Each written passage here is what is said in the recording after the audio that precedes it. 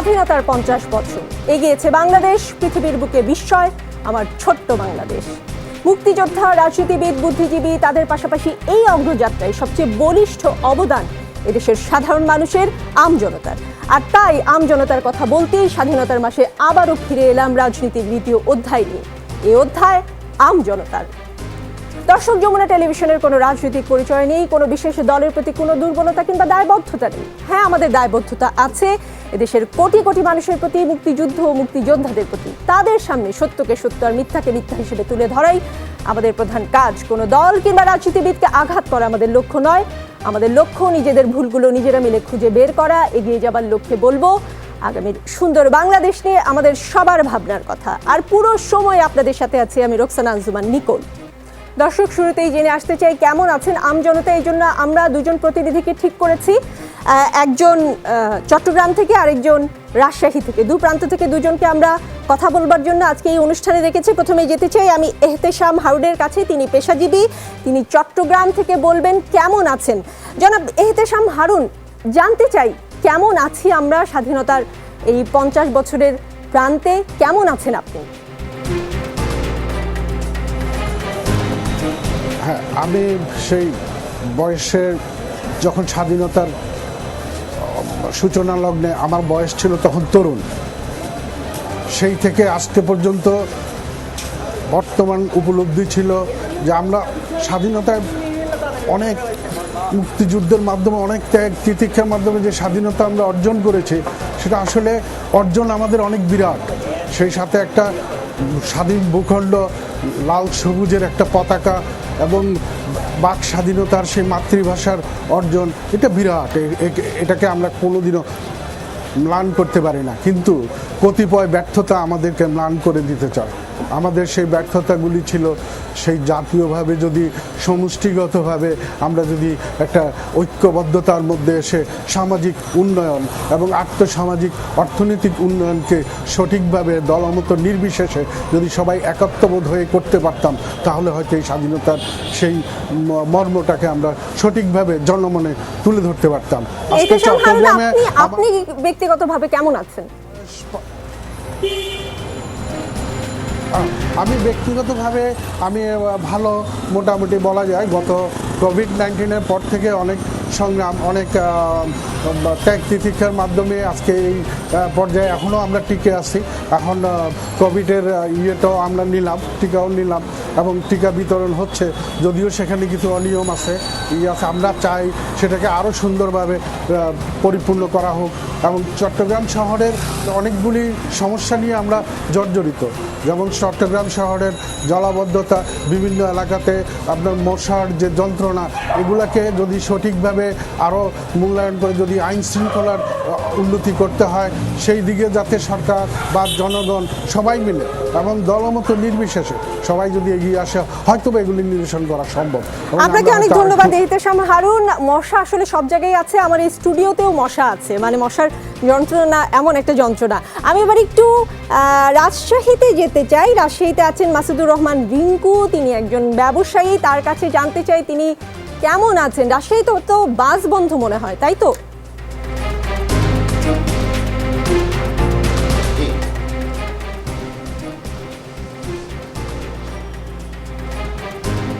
আপনি কেমন আছেন, আপনার কাছে জানতে চেয়েছি। আমি আলহামদুলিল্লাহ ভালো আছি। আর আমাদের যে 50 বছর পূর্তি উপলক্ষে আপনি যে কথাগুলো বলতেছেন যে আমজনতা, আমজনতা বলতে যেটা বোঝায় যে সকলকে মিলেই কিন্তু আমজনতা। তো আমাদের দেশের যে এই কোভিড-19 যে গেল গত বছর, সেখানে যে মাননীয় প্রধানমন্ত্রীর যে 19টা প্যাকেজের যে ঘোষণা ছিল, সেখানে 72,750 কোটি টাকা প্রণোদনা দেওয়া হয়েছিল। তো আমজনতা বলতে যাদেরকে বোঝাচ্ছে, তারা কি কোভিড-19-এর যে প্রণোদনা, সেই ধরনের কি আমজনতা পেয়েছে কি না? আমাদের অনুষ্ঠানে একটা টক শোতে দেখলাম মাননীয় পরিকল্পনা মন্ত্রী এম এ মান্নান সাহেব বলছে যে ওনার কাছেও রিপোর্ট আছে যে আমজনতা পর্যন্ত এই প্রণোদনার টাকা পৌঁছে নাই। তাহলে আমজনতা যদি পর্যন্ত যদি না পৌঁছে, তো মাননীয় প্রধানমন্ত্রীর ঘোষিত যে প্রণোদনা, তাহলে তো আমজনতা পর্যন্ত পাইল না। তো না পাইলে তো তাহলে আমজনতা ভালো থাকবে না, তো মুষ্টিমেয় কজন লোক ভালো থাকবে। তা আপনাকে ধন্যবাদ জানাচ্ছি যে আমজনতা বলে যে আপনি যমুনা টেলিভিশনে যে অনুষ্ঠানটা শুরু করেছেন, এটা মনে হয় যে ডোর টু ডোর যে কি গভর্নমেন্টের যে সুযোগ সুবিধাগুলো যে আমজনতা পর্যন্ত পৌঁছে না, সেই জিনিসটা যে যমুনা টেলিভিশন তুলে ধরবে। মাসুদুর রহমান রিঙ্কু, আপনাকে ধন্যবাদ। আপনার এই কথা নিশ্চয়ই যারা কেন্দ্রে আছেন, যারা রাষ্ট্র পরিচালনার দায়িত্বে আছেন, তারা শুনতে পাবেন। আমি এবার একটু যেতে চাই হারুনুর রশিদ এমপির কাছে, যুগ্ম মহাসচিব বিএনপি, তার কাছে জানতে চাই একই প্রশ্ন, কেমন আছেন, কেমন আছে আমজনতা, আপনার মতামত কি?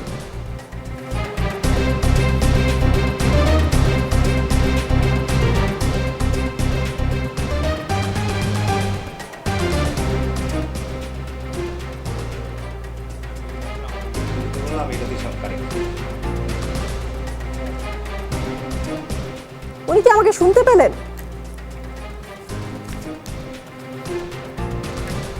আমি আরেকবার একটু প্রশ্নটা করি। আমি হারুনুর রশিদ এমপির কাছে জানতে চাই তিনি কেমন আছেন, কেমন আছে আমজনতা তার দৃষ্টিতে।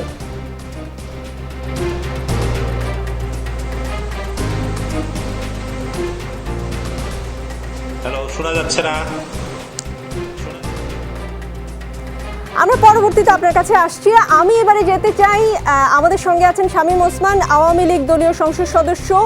তার কাছে জানতে চাই তিনি কেমন আছেন। দুজন আমজনতার কথা তিনি শুনলেন, তাদের কিছু সুবিধা অসুবিধার কথাও তিনি শুনলেন। তার কি এই ব্যাপারে কোনো বক্তব্য আছে কিনা সেটা একটু শুনে আসতে চাই। জি, আপনাকে ধন্যবাদ। আপনি শুনতে পাচ্ছেন আমাকে? হ্যাঁ, আমি স্পষ্ট শুনতে পাচ্ছি আপনাকে। আচ্ছা, যে আমি প্রথমে নিপুণ আপনাকে ধন্যবাদ জানাচ্ছি যে আমি আসলে এই নতুন জেনারেশনটাকে নিয়ে খুব গর্ব করি। তা আপনি নতুন জেনারেশনের একজন মেয়ে, হ্যাঁ, প্রডিউসারও বলুক কিংবা যেই বলুক, যে ইন্ট্রোডাকশনটা আপনি দিয়েছেন যমুনা টেলিভিশনের পক্ষ থেকে, এবং এই যমুনা টেলিভিশনটাও একজন মুক্তিযোদ্ধার টেলিভিশন, যিনি এই দেশের জন্য, স্বাধীনতার জন্য জীবন বাজি রেখে যুদ্ধ করেছেন। আমি তাকে প্রথমে শ্রদ্ধার সাথে স্মরণ করছি, আমাদের সেই শ্রদ্ধাভাজন বাবুল ভাই, তাকে স্মরণ করছি এবং তার আত্মার মাগফিরাত কামনা করছি। আপনারা যেটা বলেছেন যে আম জনতা এবং মানুষের কথা তুলে ধরাটাই আপনাদের কাজ, কোনো পক্ষ না বিপক্ষ না, আসলে এটার নামই হলো জার্নালিজম এবং এটাই হওয়া উচিত। আপনার দৃষ্টিতে আমজনতা কেমন আছে? দেখেন, আমি যেটা মনে করি যে বিশেষ করে যদি আপনি কোভিড-19টাকে ধরেন, হ্যাঁ, যেভাবে সারা বিশ্ব আজকে ভেঙে পড়েছে, সারা বিশ্ব আজকে অর্থনীতি ভেঙে পড়েছে, সেইখানে বাংলাদেশকে নিয়েও বিভিন্ন ধরনের কথা বলা হয়েছিল যে বাংলাদেশে 20 লাখ লোক মারা যাবে, বাংলাদেশের অর্থনীতি ভেঙে পড়বে, বাংলাদেশে করোনার টিকা পাবে না, বাংলাদেশে করোনার টিকা পেলেও সে টিকা কার্যকর হবে না। এই যে একটা সারা পৃথিবী যখন অসুস্থ, সেই অসুস্থ পৃথিবীতে গত শনিবার মাননীয় জাতির জনকের কন্যা মাননীয় প্রধানমন্ত্রী শেখ হাসিনা বাংলাদেশের মানুষকে যে স্বপ্ন দেখিয়েছিলেন, সেই স্বপ্নের যে আজকে একটি বাস্তবায়ন হয়েছে, জাতিসংঘ যে আমাদেরকে স্বীকৃতি দিয়েছে, সেইটা উনি তুলে ধরেছেন। এবং আরও ভালো কথা আমি বলবো যে আল্লাহর কাছে শুকরিয়া করি, আলহামদুলিল্লাহ, যে বাংলাদেশ সরকারের চেষ্টায় অবশ্যই মাননীয় প্রধানমন্ত্রীর তো উদ্যোগ আছেই, এবং আমাদের সকলের, আপনাদের সকলের মিলে যে উদ্যোগটা নেওয়া হয়েছে, সেই উদ্যোগের কারণেই আমার মনে হয় আল্লাহর বিশেষ রহমতে বাংলাদেশে কিন্তু 20 লাখ লোক মারা যায়নি, কিন্তু 8,000-9,000 লোক মারা গেছে। আল্লাহ তাদেরকে বেহেশত নসিব করুক। এবং যেটা হওয়ার কথা ছিল যে মানুষ বেকার হয়ে যাবে, কাজ থাকবে না, একটা বছর কিন্তু কার্যত স্টিল নাও আমি কিন্তু আপনাকে দেখছি না, আপনি আমাকে দেখছেন না, আলাদা আলাদা জায়গায় বসে বসে আমরা টকশো করছি বিকজ অফ দ্য এই কোভিড-19-এর থেকে নিজেদেরকে সেফ রাখার জন্য। তো সেই কারণে এখনও যে সিচুয়েশন, সেই সিচুয়েশনের মধ্যেও বাংলাদেশের মধ্যে একটা ছোটো দেশ, কিন্তু আমাদের বুঝতে হবে আমাদের দেশটা আয়তনটা খুব ছোট, কিন্তু জনসংখ্যার দিকে আমরা কিন্তু বিশাল একটা দেশ, প্রায় 17 কোটি মানুষ। তারপর আমি মনে করি যে মানুষ, আমার দৃষ্টিকোণ থেকে, যে আমি তো আমার সরকারের পক্ষে কথা বলবো সেটা তো অন্য কথা, বাট আমি ইন জেনারেলি আজকে একটু নিরপেক্ষ কথা বলেন। জি, আমি ইন জেনারেলি মনে করি যে মানুষ ভালো আছেন, আল্লাহর রহমতে ভালো আছেন। আমি বলবো না যে আমরা পৃথিবীর উন্নত দেশ হয়ে গেছি, বাট যেই জায়গাটাতে আমাদের পড়ে যাওয়ার কথা ছিল, আল্লাহর রহমতে সেই জায়গাটা আমরা পড়ি নেই, বরঞ্চ আমাদের অর্থনীতিকে আজকে পাকিস্তান, ভারতের রাহুল গান্ধী থেকে আরম্ভ করে, পাকিস্তান থেকে আরম্ভ করে আশেপাশের রাষ্ট্র বাংলাদেশকে আজকে উদাহরণ হিসাবে দেখাচ্ছে। এই যে উদাহরণ হিসাবে দেখাচ্ছে, এটাই কিন্তু আমার মনে হয় যে স্বাধীনতার এই 50 বছরে আমাদের জন্য একটা বিশাল সবচেয়ে বড় প্রাপ্তি। জনাব জি। শামীম ওসমান, আমি হারুনুর রশিদ সাহেবের কাছে একটু যাই, তার কাছে তিনি তখন শুনতে পাচ্ছিলেন না, তার কাছে আমার প্রশ্ন তিনি কেমন আছেন এবং তার দৃষ্টিতে আম জনতা কেমন আছেন। আপনি নিশ্চয়ই শুনেছেন শামীম ওসমান সাহেব বলেছেন যে আমরা আলহামদুলিল্লাহ ভালো আছি, আমরা বিশ্বের কাছে একটা রোল মডেল।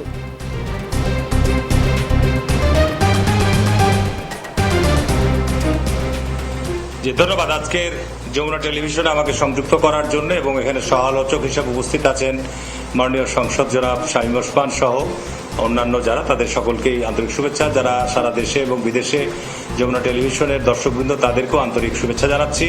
আমাদের স্বাধীনতার সুবর্ণ জয়ন্তীর 1 মার্চ আমরা আজকে থেকে শুরু করতে যাচ্ছি, এবং এই অবস্থায় আজকে যমুনা টেলিভিশনের পক্ষ থেকে আমার কাছে প্রশ্ন করেছেন। শোনা যাচ্ছে না? শোনা যায়? হ্যাঁ, আপনার Hello? কথা শুনছি, স্পষ্ট শুনতে পাচ্ছি, শোনা আপনি যায়? উত্তর দিন। জি, আপনার কথা স্পষ্ট শুনতে পাচ্ছি। জি জি তা আমি এই 50 বছর পূর্তি আমরা যে উদযাপন করতে যাচ্ছি, বা দেশের এই 50 বছর, এই অবস্থায় আমরা কেমন আছি, এই কথা আজকে পত্রপত্রিকার দিকে যদি আমি এক নজর দৃষ্টি দিই, এটি তার চিত্র পাওয়া যাবে যে আমরা কেমন আছি। আমাদের 50 বছরে আমাদের রাষ্ট্রের সাংবিধানিক প্রতিষ্ঠানগুলির ভিত্তি কতটুকু মজবুত হয়েছে না দুর্বল হয়েছে। আমাদের এই 50 বছরে আমাদের রাষ্ট্র ব্যবস্থায় আমরা আজকে যে ত্রুটি কি পর্যায়ে গিয়ে দাঁড়িয়েছে, আমাদের যে সংবিধানের যে মৌলিক অধিকারগুলি, আজকে মানুষের নিরাপত্তা, মানুষের জীবনের স্বাভাবিক যে চলাফেরা, মানুষের জীবনের সভা সমাবেশ করার যে এখতিয়ার অধিকার, এগুলোর আজকে কি অবস্থা, দ্রব্যমূল্যের কি অবস্থা, চাল ডাল নিত্য প্রয়োজনীয় জিনিসপত্রের আজকে কি অবস্থা। সরকার আজকে এয়ার কন্ডিশনের মধ্যে বসে থেকে যারা বিনা ভোটের রাষ্ট্র ব্যবস্থা চালাচ্ছেন, তারা বলতে পারে যে আমরা ভালো আছি, কিন্তু আমজনতা বাংলাদেশের মোটেও ভালো নাই, কোনো দিক থেকেই ভালো নাই। অর্থনৈতিক দিক থেকে, রাজনৈতিক দিক থেকে এবং রাষ্ট্রীয় যে নিরাপত্তার দিক থেকে, কোনো কিছুর দিক থেকেই আমি এক কথাই বলবো যে আমরা আজকে একটি অত্যন্ত সংকটময় অবস্থার মধ্যে রয়েছি। সাম্প্রতিক সময়ে আমরা দেখেছি যে ডিজিটাল অ্যাক্টের আওতায় একজন নাগরিককে গ্রেপ্তার করে রেখে একজন সাংবাদিককে কি নির্মম নৃশংসভাবে তাকে জেলখানায় হত্যা করা হয়েছে। এর প্রতিবাদ পর্যন্ত আজকে যারা করতে চাইছে তাদের উপর কি নৃশংস আজকে নিপীড়ন এবং জুলুম অত্যাচার হচ্ছে। এই বিষয়গুলো আজকে যদি এরপরও আজকে আমরা বলি যে 50 বছর আমরা রাষ্ট্র ব্যবস্থা খুব ভালো চলছে, রাষ্ট্র ব্যবস্থা আজকে আমরা ভালো আছি, তাহলে আমরা বলবো যে এটা আমরা সত্যের অপলাপ করছি। জনাব শামীম ওসমান সাহেব উনি মাঝে মাঝে বিভিন্ন কোরআনের আয়াত উনি বিভিন্ন সময় বিভিন্ন ধর্মীয় ব্যাখ্যা দিয়ে বলেন। আল্লাহ পাক পবিত্র কোরআনে সুস্পষ্টভাবে বলছেন, যারা আল্লাহর বিধানের আংশিক পালন করে এবং তার বিধান দেওয়া বিধানের আংশিক পালন করে না, তারাকে ফাসিক জালিম বলছে। আমরা যে সংবিধান প্রণয়ন করেছি, আজকে রাষ্ট্রীয় ব্যবস্থা যারা পরিচালনা করছে, রাষ্ট্রীয় ক্ষমতায় যারা রয়েছেন, তারা বলতে পারবেন যে আজকে সংবিধানের তারা যথাযথ যে অনুচ্ছেদগুলো রয়েছে সেই জায়গাগুলো তারা সঠিকভাবে পালন করছেন, তাদের জন্য যেটুকু প্রয়োজন সেটুকু তারা পালন করছেন, বাকিগুলো তারা সেগুলো পালন করছেন না। আজকে স্বাভাবিক কারণে মানুষের দেওয়ালে পিঠ থেকে গেছে, মানুষ মোটেও ভালো নাই। মানুষের যে মৌলিক অধিকারগুলো আজকে সম্পূর্ণ ভুলণ্ঠিত করা হয়েছে, গুম খুন অপহরণ এবং পুলিশি রাষ্ট্র ব্যবস্থা যেভাবে এগিয়ে যাচ্ছে, এটি আমাদের উদ্বেগ এবং আতঙ্কের মধ্যে। হারুনুর রশিদ সাহেব, আপনার কথা থেকে আমি বুঝতে পারছি আপনি বলছেন যে আমজনতার পিঠ দেয়ালে ঠেকে গেছে। আমি একটু অ্যাডভোকেট রিয়াজুল কবির কাউসারের কাছে যেতে চাই, তিনি কেন্দ্রীয় কমিটির সদস্য আওয়ামী লীগ, তার কাছে আমি জানতে চাই, আপনি নিশ্চয়ই শুনছিলেন যে হারুনুর রশিদ সাহেব কি বলছেন, যে আমজনতার দেয়ালে পিঠ ঠেকে গেছে এবং আপনারা এয়ার কন্ডিশনে বসে আসলে জানেন না কেমন আছে আমজনতা। আপনি কি একমত? ধন্যবাদ আপনাকে, ধন্যবাদ যমুনা টিভির দর্শকবৃন্দকে, যাদেরকে আপনারা করেছেন আমজনতাকে।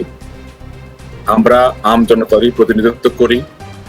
স্বাধীনতার এই সুবর্ণ জয়ন্তীতে 50 বৎসরে আমরা মনে করি বিশ্বে বাংলাদেশ একটি আত্মমর্যাদাশীল রাষ্ট্র হিসেবে প্রতিষ্ঠিত হয়েছে।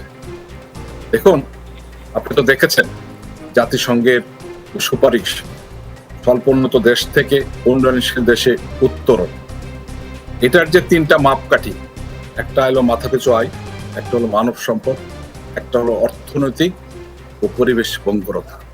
অর্থাৎ 3টা সেক্টরকে আলোচনা করে আমরা কিন্তু উন্নয়নশীল দেশে পা দিয়েছি। এখন আমরা যদি আরো সোজা ভাবে বলি, আমরা কিন্তু একটা বৈশ্বিক বিপর্যয় করোনাময় কালে আছি। আমাদের দল সরকার এটাকে মোকাবেলা করতে পেরেছে।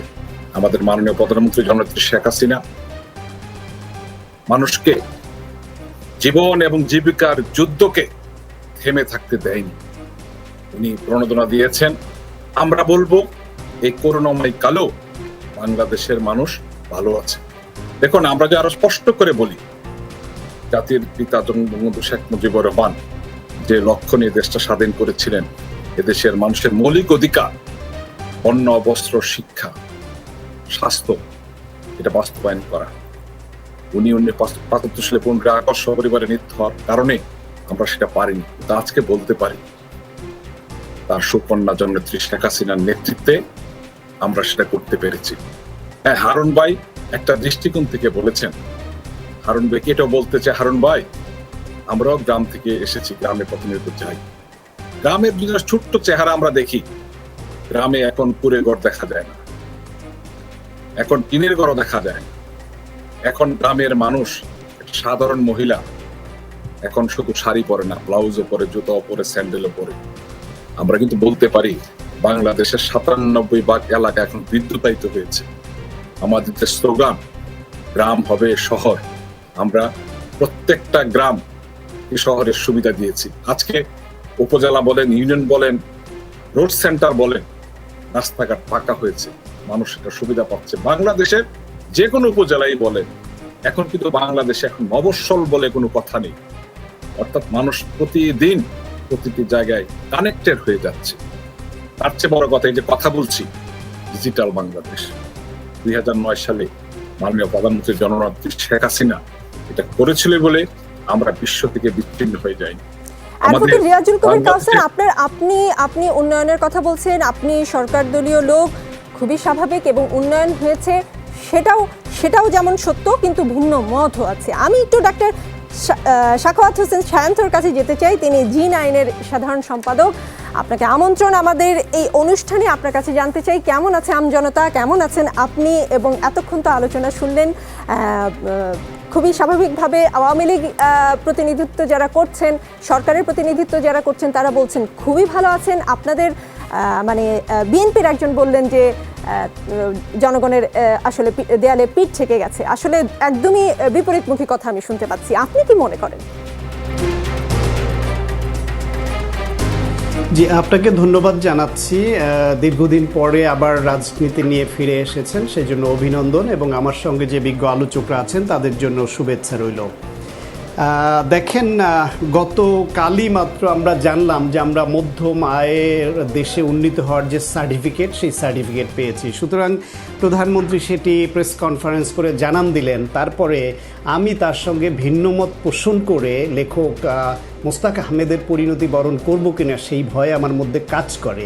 এটা হচ্ছে আমরা কেমন আছি তার একটা এক্সাম্পল দিলাম। সুতরাং আমি নিজের মত না দিয়ে আপনাকে দু একটি সংবাদ মাধ্যমের শিরোনাম এবং দু একটা জরিপের রেজাল্ট একটু শুধু বলি, তাহলে বুঝতে পারবেন যে আমজনতা কেমন আছে। সরকারি প্রতিষ্ঠান বাংলাদেশ পরিসংখ্যান ব্যুরো, এটা কোনো ব্যক্তি মালিকানা বা সরকারের নিয়ন্ত্রণের বাইরে কেউ না, তারা 8 থেকে 26 ডিসেম্বর এই সময়ের মধ্যে বাংলাদেশের 6টি মহানগরে জরিপ চালিয়েছে। নগর আর্থসামাজিক জরিপ 2019। তার রেজাল্ট হচ্ছে এর মধ্যে 8% পরিবারে খাবার না থাকার কারণে কোনো না কোনো সদস্যকে রাতে না খেয়ে ঘুমাতে হয়েছে, আর 12% পরিবারে কোনোই খাবার ছিল না বলে তাদেরকে রাতে উপোস থাকতে হয়। এটা হচ্ছে একটি সরকারি প্রতিষ্ঠানের জরিপ।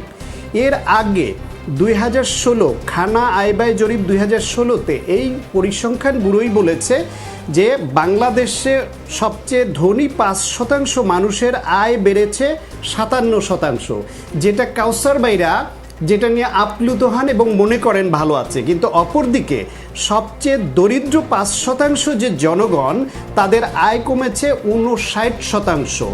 2010 সালে যে এই যে সবচেয়ে দরিদ্র জনগোষ্ঠী, তাদের মাসিক মাথাপিছু আয় ছিল 1791 টাকা, যেটা 2016-তে সে ঠেকেছে 733 টাকায়। অর্থাৎ 2010 থেকে 16-তে সবচেয়ে দরিদ্ররা আরও দরিদ্র হয়েছে, সবচেয়ে ধনীরা আরও ধনী হয়েছে। তার রিফ্লেকশন আমরা বিদেশি জরিপ থেকেও পাই যে বাংলাদেশ অতি ধনী বৃদ্ধিতে প্রথম, বাংলাদেশ ধনী বৃদ্ধিতে তৃতীয়। এইটা হচ্ছে আমাদের এইখানকার অবস্থা। এবং বিশ্বব্যাংকের আরেকটি জরিপে আপনার এর সমর্থন পাবেন, সেটা হচ্ছে এই যে পভার্টি অ্যান্ড শেয়ার প্রসপারিটি বা দারিদ্র সমৃদ্ধির অংশীদার 2018 যে প্রতিবেদন বিশ্বব্যাংক করেছে, তারা বলছে বাংলাদেশে 2,41 লাখ হতদরিদ্র মানুষ আছে যারা দিনে 61 টাকা 60 পয়সার বেশি রোজগার করতে পারে না। এবং বিশ্বব্যাংক বিশ্বের 10টি হতদরিদ্র দেশের তালিকা করেছে, সেই 10টির মধ্যে 5 নম্বরে বাংলাদেশ। এরপর সংবাদ মাধ্যমের সংক্ষেপে দু একটা সংবাদ শিরোনাম আপনাদের শোনাই। অভাবের তাড়নায় রিকশা চালকের আত্মহত্যা, কালোর কণ্ঠ 18 মার্চ 2020। অভাবের তাড়নায় প্রতিবন্ধী নারীর আত্মহত্যা, বাংলা ট্রিবিউন 12 অক্টোবর 2020। ঝিনাইদহে অভাবের তাড়নায় ঋণগ্রস্ত ভ্যান চালকের আত্মহত্যা, সময় টিভির অনলাইন 7 এপ্রিল 2020। অভাবের তাড়নায় ঢাবি শিক্ষার্থীর আত্মহত্যা, ইত্তেফাক 16 অক্টোবর 2018। ডাক্তার সায়ন্ত, আমার মনে হচ্ছে আপনি অনেক তথ্য উপাত্ত নিয়ে আজকে এসেছেন। আমি আপনার কথা শুনবো, কিন্তু আমি জনাব শামীম ওসমানের কাছে এবার একটু যেতে চাই। জনাব শামীম ওসমান, আপনি নিশ্চয়ই ডাক্তার সায়ন্তর কথা শুনছিলেন। তিনি বলছিলেন যে তিনি কথা বলতে ভয় পাচ্ছেন, তিনি লেখক মোশতাকের পরিণতি বরণ করতে চান না। আজকেও আমি যখন টেলিভিশনে দেখছিলাম যে সচিবালয়ের সামনে যে বিক্ষোভটি চলছিল, প্রগতিশীল ছাত্র জোটের ডাকা যে কর্মসূচি, সেখানে একজন বিক্ষোভকারী বলছিলেন যারাই সরকারের বিরোধিতা করবে তাদেরই আটক করা হচ্ছে।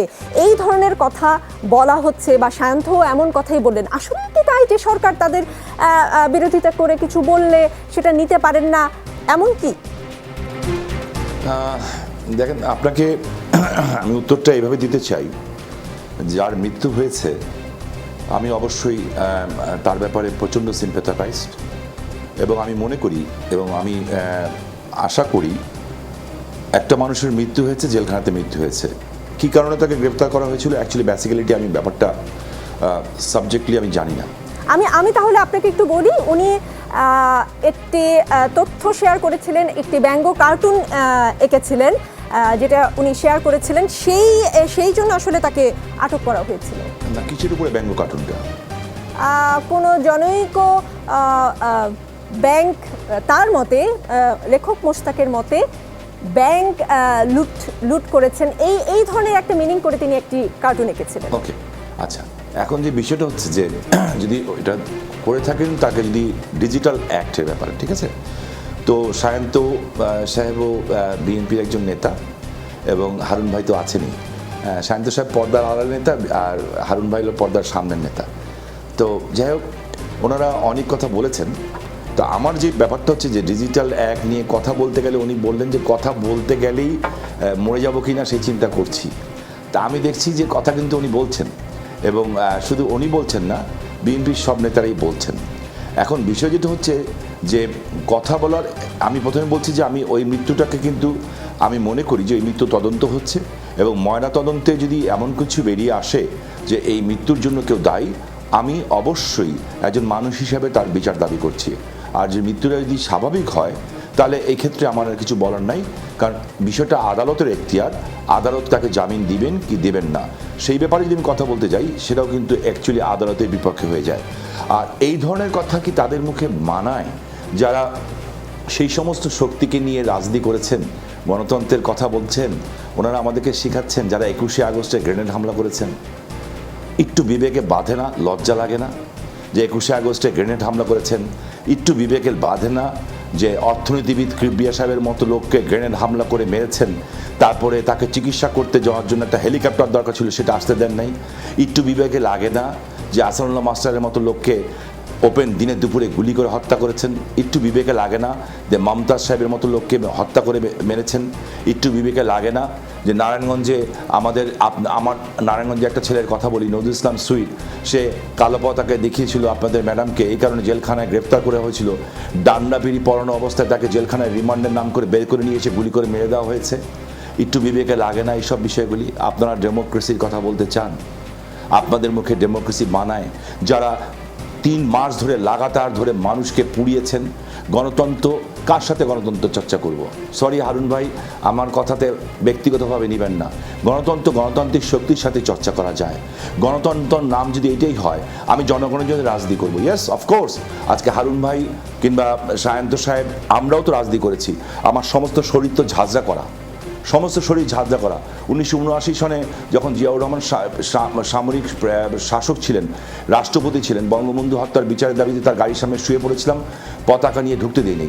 শাহজিজকে প্রধানমন্ত্রী বানিয়েছিলেন রাজাকার, ঢুকতে দিইনি। 19 জন মন্ত্রীকে ফেরত দিয়েছিলাম আলিম সহ। পিঠের এমন কোনো জায়গা নাই যে মেরে ফাটায় নেই। মার খেয়েছি, গুলি খেয়েছি, 49 জন মানুষকে হাতে দাফন করেছি, কিন্তু মানুষকে তো জ্বালিয়ে মারি নেই। 3 মাস ধরে লাগাতার ধরে মানুষকে জ্বালিয়ে মারলেন আপনারা কি বোবা প্রাণী গরুকে মারলেন, আপনারা পুলিশকে হত্যা করলেন। কিন্তু শামীম ওসমান, আপনি অনেকগুলো উদাহরণ দিলেন, কিন্তু একটা প্রশ্ন আপনার কাছে আমি না করলেই পাচ্ছি না। মাদক মামলায় জামিন মিলেছে, অর্থ পাচারের মামলায়, এমন মামলায়ও কিন্তু জামিন মিলেছে, কিন্তু একজন লেখক কি এমন অপরাধ করলেন যে তিনি 6 বার জামিন চেয়েও জামিন পেলেন না? এটা না সবাই জানতে চায়। না, এই বিষয়টা তো অবশ্যই আমি জানি না। হ্যাঁ, এই বিষয়টার উত্তর যার দেওয়ার কথা সেটা হচ্ছে যে এটা একটা আন্ডার ট্রায়াল ছিল, জাজমেন্ট দিবেন, ঠিক আছে? আমি নিজেও কিন্তু এটার প্রতিবাদ করি অনেক ক্ষেত্রে। যেমন আমার নারায়ণগঞ্জেই যুগান্তরের পত্রিকার একজন সাংবাদিক এবং আমাদের ইত্তেফাকের, আমি এখনও তার সামনে চেয়ারে বসি না। আমি যখন তুরামগঞ্জের ভিপি হয়েছি তখনও তিনি ইত্তেফাকের সাংবাদিক। আমি এখন এমপি হয়ে গতকাল 7 বছরে পাড়া দিয়েছি, এখনও উনি ইত্তেফাকের সাংবাদিক। আমি তাকে সমীহ করি এবং সম্মান করি। তাদের নামে ডিজিটাল একটা মামলা দিয়েছে এবং আমি তার প্রতিবাদ করেছি এবং আমি এখনও প্রতিবাদ করি। বাট এইটাও সাথে সাথে প্রতিবাদ করি, আপনি দেখেছেন যে এখন ডিজিটাল অ্যাক্ট মানে কি? আপনি যা ইচ্ছা তা বলবেন, মানে আপনাকে স্বাধীনতা দেওয়া হচ্ছে। স্বাধীনতা মানে কি? বাক স্বাধীনতা মানে যা ইচ্ছা বলবেন। আমি তো দেখছি দেশের বাইরের থেকে আপনি একজন নারী, কয়েকটা টেলিভিশন, 71, ডিবিসি, চ্যানেল আই সহ কয়েকটা টেলিভিশনের নারী সাংবাদিকদের নিয়ে, নারী উপস্থাপকদের নিয়ে কিছু সংখ্যক লোক যারা ওনাদেরকে সমর্থন করছে, বিএনপিকে সমর্থন করছে, তারা প্রধানমন্ত্রীকে বলছেন ঠিক আছে মানলাম, আমাদেরকে গালি দিচ্ছেন মানলাম। এমন কোনো অশ্লীল ভাষা নাই। কোনো ভদ্রলোকের সন্তান যে একজন মায়ের গর্ভে জন্ম নিয়েছে, সে একজন নারী সাংবাদিকদেরকে নিয়ে এই ধরনের কথা বলতে পারে। তো আমি এখন কি তার বিরুদ্ধে ওই নারী সাংবাদিকের কোনো অধিকার নাই যে তার বিরুদ্ধে মামলা করবেন? এবং সেটাকে অনেকে আবার সমর্থনও করছেন। সো সাবজেক্টটা হচ্ছে যে কে কিভাবে উপস্থাপন করছেন। আমি এটাকে সব ক্ষেত্রে সমর্থন করি না, এবং এটা যে সব জায়গায় পারফেক্টলি হচ্ছে মানে এক্সিকিউট হচ্ছে, আমি তো বিশ্বাস করি না। আপনি তার মানে একমত না যে সব জায়গায় পারফেক্টলি ব্যবহার হচ্ছে, তাও আপনি নিশ্চিত করে। আমি আপনার নিজেরটা বলি, 2001-এর 16 জুন আমার উপরে বোমা হামলা হয়েছিল, আমার 20 জন মানুষ মারা গেছিল, আমি পঙ্গু হয়েছিলাম। আমি সাক্ষী দিয়েছি, যেই সাক্ষী, সেই সাক্ষী ঘুরিয়ে দেওয়া হয়েছে। আমি কোর্টে এটা নারাজি দিয়েছি এবং ওটাকে আমি বলেছি যে এই সাক্ষী আমি দেই নাই, এইভাবে দেই নাই। সো আমি তো বলতেছি না যে এভরিথিং ইজ আ পারফেক্ট। আপনাকে মনে রাখতে হবে সর্ষের ভিতরে সব জায়গায় কিছু ভূত থাকে। কোথাও না কোথাও, সব জায়গায় কোথাও না কোথাও অপব্যবহার হচ্ছে। জনাব শামীম ওসমান, আপনি থাকুন আমাদের সঙ্গে, বাকি অতিথিরাও থাকুন। একটা বিরতি নিয়ে কিছুক্ষণের মধ্যে আবার ফিরছি। সময় পাল্টে যায়, কিন্তু ডিপ্লোমা সে একই স্বাদে, একই মানে যুগ যুগ ধরে রয়ে যায়।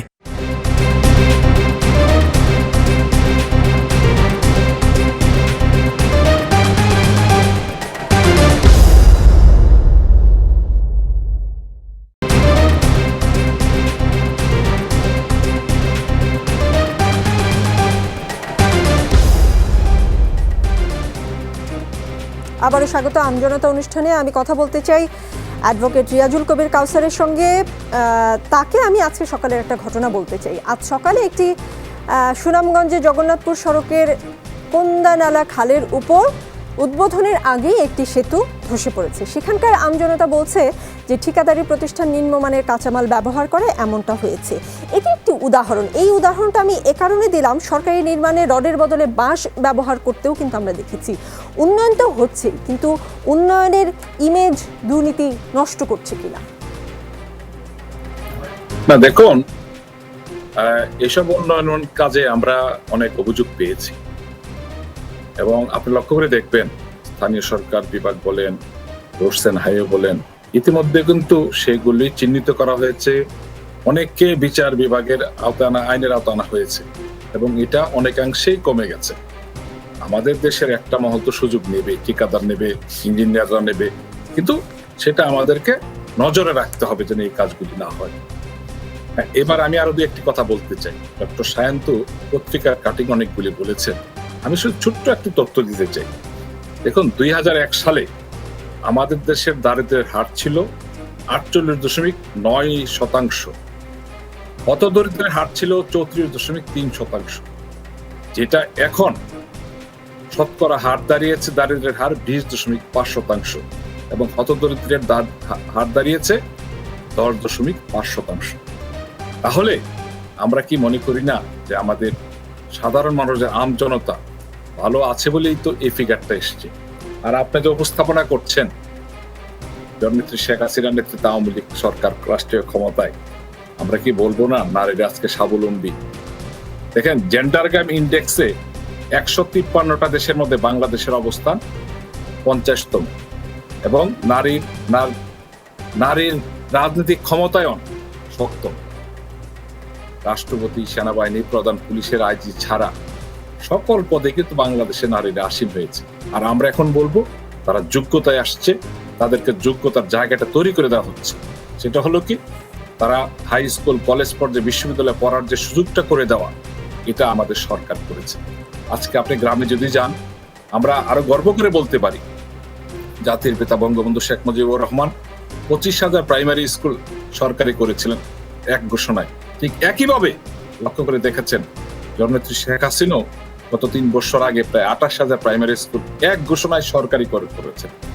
বাংলাদেশের প্রত্যেকটা উপজেলায় একটা সরকারি কলেজ, একটা সরকারি হাই স্কুল আছে এখন, এবং এমন কোন স্কুল নেই। আপনি তো জানেন প্রায় 28,000 শিক্ষা প্রতিষ্ঠানকে এমপিভুক্ত করা হয়েছে। অর্থাৎ আমাদের মাননীয় প্রধানমন্ত্রীর একটাই স্লোগান যে শিক্ষকরা জাতির বিবেক, যারা শিক্ষা দেবে তাদের জন্য কষ্ট না হয়। আরেকটা কথা বলতে চাই, আমরা মুজিব বর্ষ পালন করছি, বিশ্বকর্মা কালে আমাদের মাননীয় প্রধানমন্ত্রী একটা স্লোগান দিয়েছেন যে এই মুজিব বর্ষে বাংলাদেশে একটা লোক গৃহহীন থাকবে না।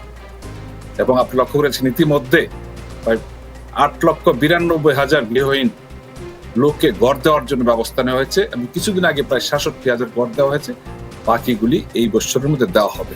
অর্থাৎ স্বাধীন বাংলাদেশে একটা লোক গৃহহীন থাকবে না। এই সুবিধাটা কিন্তু তৃণমূল পর্যায়ের আমজনতারাই পাবে, যারা কোনোদিন স্বপ্নে দেখেনি তারা একটা পাকা করে ঘুমাবে। আরেকটা হলো দেখুন, আমরা খাতদের নিশ্চয়তা করতে পেরেছি। ওনারা অনেক পরিসংখ্যান দিতে পারেন, কথা বলতে পারেন, দেখতে হবে জনগণ আমাদের সরকারের কার্যকলাপগুলি আমলে নিচ্ছে কিনা। কিন্তু আপনি খাদ্যে স্বনির্ভরতার কথা যেমন বলেছেন, সেটা তো নিশ্চয়ই, কিন্তু ডাক্তার সায়ন্ত কিছু তথ্য উপাত্ত দিয়েছে, সেটা নিশ্চয়ই আপনি শুনেছেন যে কত শতাংশ লোক রাতে না খেয়ে ঘুমাতে যায়। উনি যেটা বলছেন উন্নয়ন হচ্ছে কেবল ধনীদের উন্নয়ন পেয়েছেন। এই তথ্যগুলির আমরা তো কিছু তথ্য নিয়ে ঘাটাঘাটি করি, ওনারা এগুলি কোথায় পান? এক প্রথম আলো পত্রিকা ওনাদের এই তথ্যগুলি দেয়, তাই না? এই তথ্য নিয়ে আমরা আলোচনা করতে চাই না, আমরা দেখতে চাই আমাদের দৃশ্যমান অবস্থাটা। আমি উল্লেখ করেছি, আজকে আপনি গ্রামে যান, গ্রামের সাধারণ মানুষকে দেখেন তাদের ক্রয় ক্ষমতা আছে কিনা, এবং সবচেয়ে বড় কথা জিনিসপত্রের অ্যাভেলেবিলিটি আছে কিনা, পর্যায়ক্রমে সরকার নিশ্চিত করতে পেরেছে কিনা লক্ষ্য করে দেখবেন।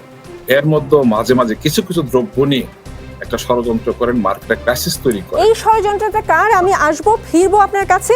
আমি একটু ডাক্তার সায়ন্তর কাছে যেতে চাই। সায়ন্তকে আমি একটু মনে করিয়ে দিতে চাই, আপনারা তো বলেছিলেন, মনে আছে যে পদ্মা সেতু নিয়ে নানা অপপ্রচারের অভিযোগ আছে বিএনপির বিরুদ্ধে, এবং এই সেতুতে উঠবেন না, এটা জোড়াতালির, কিন্তু সেই সেতু তো হয়েই গেল। কিছু বলবার আছে? না, সেতু তো হতেই হবে।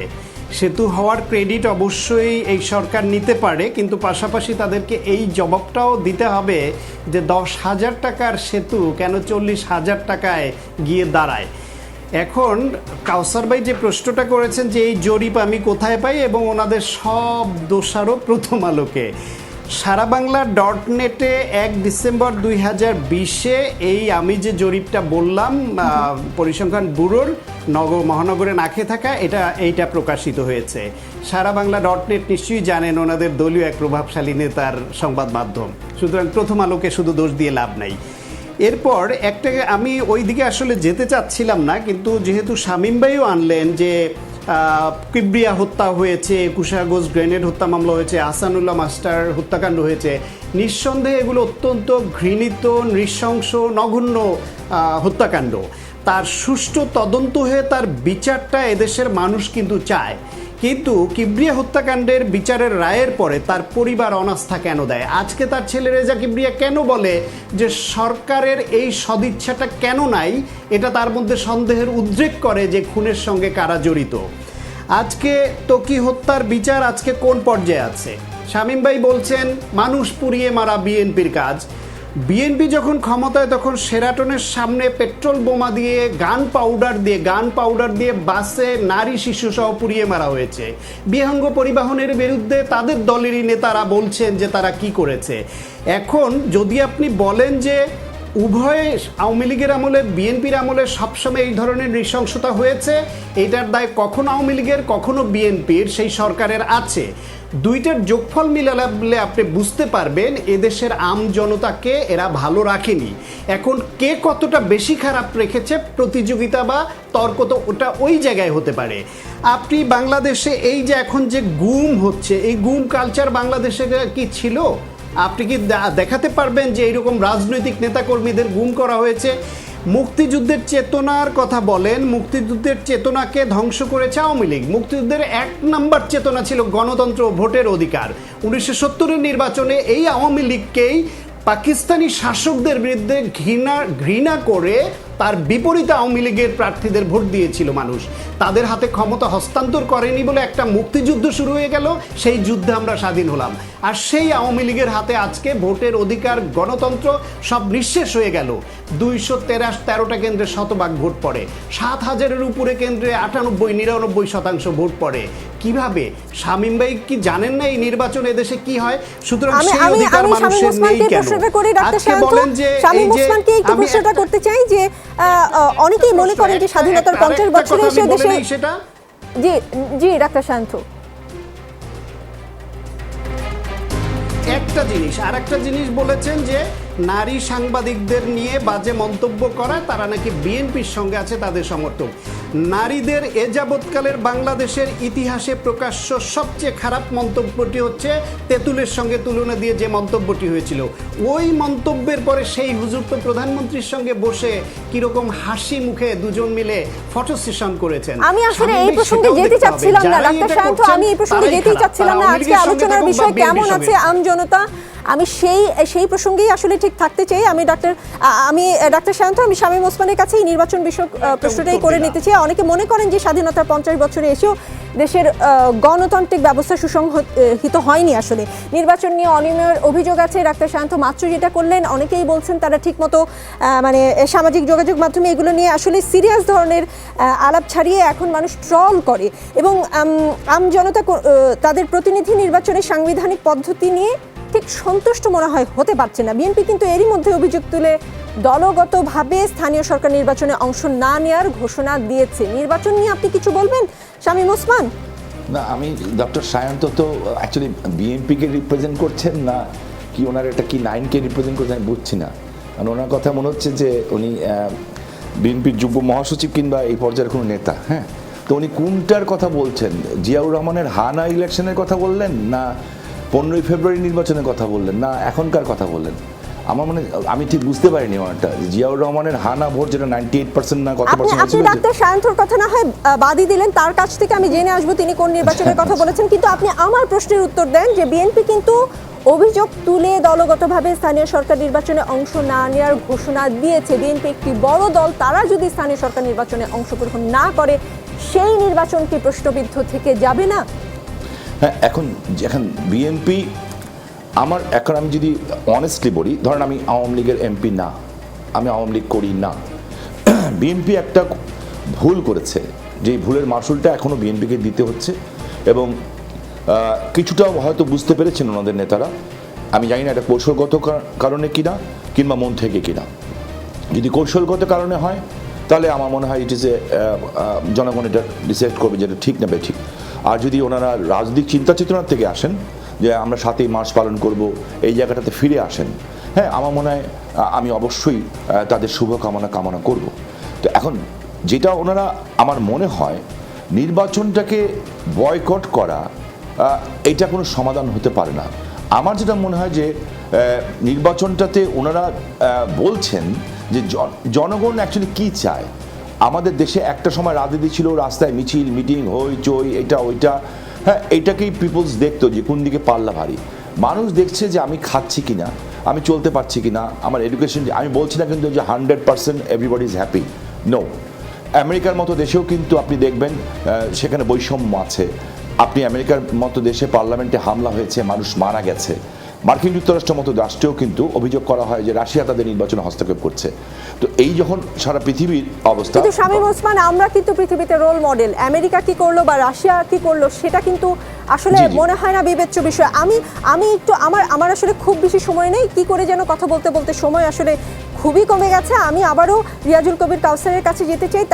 তার সাথে আমার শেষ কথা হচ্ছিল দ্রব্যমূল্য নিয়ে। আমি একটু বলি, এই যে আলু, পেঁয়াজ, চাল, বিশেষ করে পেঁয়াজের কথা কিন্তু মানুষ অনেক দিন ভুলবে না। পেঁয়াজের যে দাম আসলে যে পর্যায়ে উঠেছিল। বিআইডিএস এর সাবেক গবেষণা পরিচালক অর্থনীতিবিদ ডক্টর এম আসাদুজ্জামান বলেছেন, যারা নীতি নির্ধারক তাদের সঙ্গে সিন্ডিকেটওয়ালাদের কোথাও না কোথাও সম্পর্ক আছে এবং সেটা লেনদেনের সম্পর্ক। তা না হলে এমন করে চাল, আলু, পেঁয়াজের দাম বাড়তে পারে না।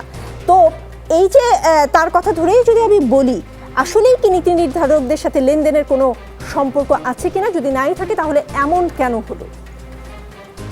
দেখুন, আমরা তো আগেই বলেছি সরকারকে বিভ্রান্ত করতে, বেকায়দায় ফেলার জন্য এরা একটার পর একটা ষড়যন্ত্র করে যাচ্ছে। দেখুন, আমাদের দেশে আমাদের পেঁয়াজ হয়তো বাইরে থেকে আনতে হয়েছে সিজনাল। আমাদের দেশে আলু তো অ্যাভেলেবেল। আলুর দামটা বাড়লো কেন? আলু তো আমাদের বিদেশ থেকে আনতে হয় না। অর্থাৎ একটা মহল কারসাজি করেই এই কাজটা করেছে সরকারের বিব্রত করার জন্য। এবং আমরা প্রতিনিয়তই বলছি যে এই দলটি নির্বাচন করুক, আন্দোলন করে আমরা ওয়েলকাম জানাবো। কিন্তু ষড়যন্ত্র করা, দেশের ভিতর ষড়যন্ত্র করা, দেশের মানুষের ভিতর ষড়যন্ত্র করা জাতিকে এবং আন্তর্জাতিক ভাবে, সেটা কিন্তু আমরা দেখছি। আপনি আর একটা কোশ্চেন করেছিলেন বিএনপি নির্বাচন নিয়ে। দেখুন, এই দলটি গত পৌরসভা নির্বাচনে অংশগ্রহণ করেছে। আপনি লক্ষ্য করে দেখেছেন এই দলটি সাংগঠনিক এবং রাজনৈতিক ব্যর্থতার কারণে নির্বাচন করবে না ঘোষণা দিয়েছে। দেখুন, আমি একটা ছোট্ট কথা বলতে চাই। আমরা বলি বিএনপি একটা বড় দল। আপনি কি কোনোভাবে এটা বোঝাতে চাচ্ছেন যে এই দ্রব্যের দাম বাড়ার সাথে বিএনপির কারসাজি ছিল? আপনি কি এটা বোঝাতে চেয়েছেন? অবশ্যই কারসাজি করে তো সরকারকে বিভ্রান্ত করতে চাই। আমি তাহলে একটু হারুনুর রশিদ সাহেবের কাছে যাই। আপনার এই কথা ধরে একটু তার কাছে জানতে চাই। রিয়াজুল কবির কাউসার মনে করছেন যে এই যে জিনিসপত্রের দাম বাড়া, সেখানে আপনাদের কারসাজি ছিল। আপনি এটা নিয়ে কিছু বলবেন কিনা? আমি আরেকটা জিনিসও মনে করিয়ে দিতে চাই, আপনাদের সময় সারের দামের কথা নিশ্চয়ই মনে আছে। আপনারাও যে এই ব্যাপারে খুব বেশি পারদর্শী ছিলেন এমনটা কিন্তু নয়।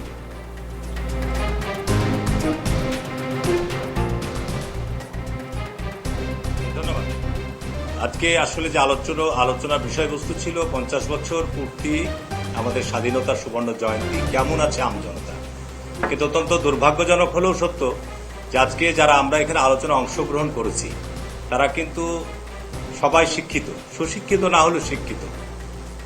আমি অত্যন্ত বিস্মিত যে আল্লাহ পাক আমাদের সৃষ্টি করেছেন, আমাদের চক্ষু দিয়েছেন, আমাদের কর্ণ দিয়েছেন, আমাদের অন্তর দিয়েছেন। কিন্তু অত্যন্ত দুর্ভাগ্যজনক হলো সত্য যে আমরা, আল্লাহ পাক কোরআনে এটাও বলছেন যে যাদেরকে আমি চক্ষু দিয়েছি দেখার পরেও দেখে না, কর্ণ দিয়েছি শোনার পরেও শুনে না, অন্তর দিয়েছি বুঝার পরেও বুঝে না, তারা চতুষ্পদ জন্তুর মতো অথবা চাইতো নিকৃষ্ট। আমি আসলে বলার কোনো আমার ভাষা নাই। আজকে বাংলাদেশের রাজনীতি দুর্বৃত্তায়ন দ্বারা নিয়ন্ত্রিত, আজকে বাংলাদেশের রাজনীতি আপনার মাফিয়ার দ্বারা নিয়ন্ত্রিত। এটা কোনো অস্বীকার করার কোনো জায়গা আছে? আজকে শামীম ভাই বলতে পারবে যে বিএনপি শাসন আমলের সময় একটা যুবদল ছাত্রদলের এনাম রূপমদের বাড়ি থেকে সিন্দুক ভর্তি টাকা উদ্ধার হয়?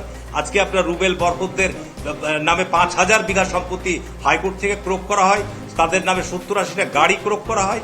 এটি কল্পনা করা যায়? এদের সাথে কারা জড়িত, কারা এর আগব বল? আজকে যে প্রসঙ্গগুলো নিয়ে এসছেন, এই প্রসঙ্গগুলো কিন্তু এতগুলো প্রসঙ্গ নিয়ে উত্তর দিতে অনেকগুলো সময় লাগবে। আজকে শামীম ভাই বলছেন আজকে বাংলাদেশের মানুষ কি অবস্থায় আছে। কদিন আগে বিএনপি আজকে যে নির্বাচনের নামে সারা দেশে যে প্রহসন, যে তামাশা হচ্ছে, এর প্রতিবাদে বিএনপির উদ্যোগে বিভিন্ন বিভাগীয় শহরগুলোতে সমাবেশের আয়োজন করা হয়েছে। আপনি প্রথম বরিশালে আমরা দেখলাম, সেখানে সারা বরিশালের জেলার সাথে সমস্ত নৌপথ, সড়ক পথ সমস্ত কিছুকে বিচ্ছিন্ন করে দেওয়া হলো।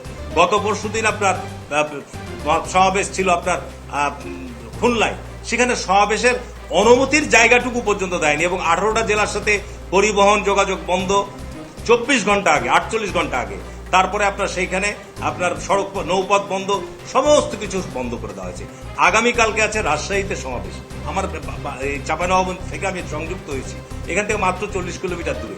আজকে সকাল থেকে মোটরসাইকেল, অটো, গাড়ি সমস্ত কিছু গোটা জেলাব্যাপী চারিদিকে পুলিশ নামিয়ে জনগণকে জিজ্ঞাসা করা হচ্ছে, অটোতে যারা বিভিন্ন কাজে হাসপাতালে আসবে। হারুনুর রশিদ সাহেব, আপনি আমার প্রশ্নটা যদি শুনতেন, আমি কিন্তু আপনাকে জিনিসপত্রের দাম বাড়া, দ্রব্যমূল্যের ব্যাপারে জিজ্ঞেস করেছি। প্লিজ, আমি বলছি যেহেতু এতগুলো প্রশ্নে এতগুলো উত্তর এসছে, এই কথাগুলো তো আপনাকে শুনতে হবে। দয়া করে ইন্টারাপ্ট করেন না, আর যদি ইন্টারাপ্ট করেন তাহলে আমাকে ভবিষ্যতে আপনি যমুনা টেলিভিশন সংযুক্ত করবেন না। কারণ এখানে আমাকে যে পরিমাণ সময় আপনার দেওয়া উচিত ছিল, এখানে যতজন সংযুক্ত হয়েছে আপনি সময়ের দিকটা লক্ষ্য করবেন। আমি আপনাকে অনুরোধ করব, আজকে দ্রব্যমূল্যের যে বিষয়টি এসছে, আজকে আওয়ামী লীগ সরকার বরাবরই বলে আসছে আমরা খাদ্যের স্বয়ংসম্পূর্ণতা অর্জন করছি। সরকার ইতিমধ্যেই ভারত থেকে বেসরকারি পর্যায়ে প্রায় 10 লক্ষ টন চাল আমদানির অনুমতি দিয়েছে। সরকারিভাবে আরো 10 লক্ষ টন খাদ্য আমদানি করা হচ্ছে। এই জিনিসগুলো আপনাকে বুঝতে হবে। আজকে শুধু চাল নয়, আজকে বাংলাদেশ একটা খাদ্য ঘাটতি দেশে পরিণত হয়েছে। সরকারের অব্যবস্থাপনা, সরকারের দুর্নীতি। আজকে আপনি নিজেই সঞ্চালক হিসেবে বলেছেন যে একটি ব্রিজ উদ্বোধনের আগেই আজকে ভেঙে পড়ে গেছে। তো উন্নয়নের আজকে কি রোল মডেল বলবো আপনাকে? আজকে 8,000 টাকার পদ্মা সেতু, সেটি গিয়ে যদি আপনার 40,000 টাকায় থাকে, তারপরও বলবেন যে আমরা উন্নয়নের জোয়ারে দেশ ভাসাচ্ছি। না, উন্নয়নের জোয়ারে নয়, আমি বলবো উন্নয়নের নামে মহা লুটপাটের মধ্যে আজকে ব্যস্ত। আজকে সত্যিকার অর্থে আমি বলবো দেশে আজকে জবাবদিহিতা নাই। দেশে আজকে নির্বাচনের মধ্য দিয়ে সরকার গঠন, স্থানীয় সরকারের একটা দুর্নীতিবাজদেরকে বসিয়ে দেওয়া হচ্ছে। সরকারের ভোট করা দরকার কি? আমি পার্লামেন্টে বলেছিলাম যে আইন সংশোধন করেন, প্রধানমন্ত্রী যেখানে যাকে সিলেকশন দিবে তারাই সেখান থেকে নির্বাচিত সেই প্রতিষ্ঠানে বসবে। এরা কেউ নির্বাচিত প্রতিনিধি নয়, এরা হচ্ছে আমরা যে আগে যে আইন ছিল প্রশাসক বসানো, আজকে সিটি কর্পোরেশনই বলেন। আজকে শামীম হোসেন সাহেব বলতে পারবেন যে ঢাকা সিটি কর্পোরেশন নির্বাচনে কয় % জনগণ ভোট দিয়েছে? ওয়াই? কেন সিটি কর্পোরেশন নির্বাচনে 80% ভোট হয় না?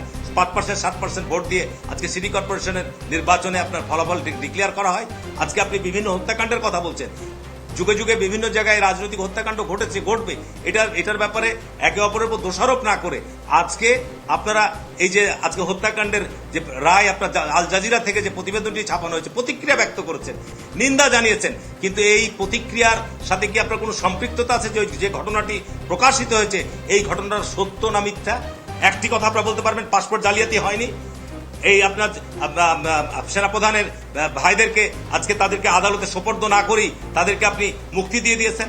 এগুলো আপনার সম্পূর্ণভাবে আমি বলবো দেশের আইনের শাসনের পরিপন্থী, সম্পূর্ণ আইনের পরিপন্থী। আজকে এভাবে দেশ চলতে পারে না।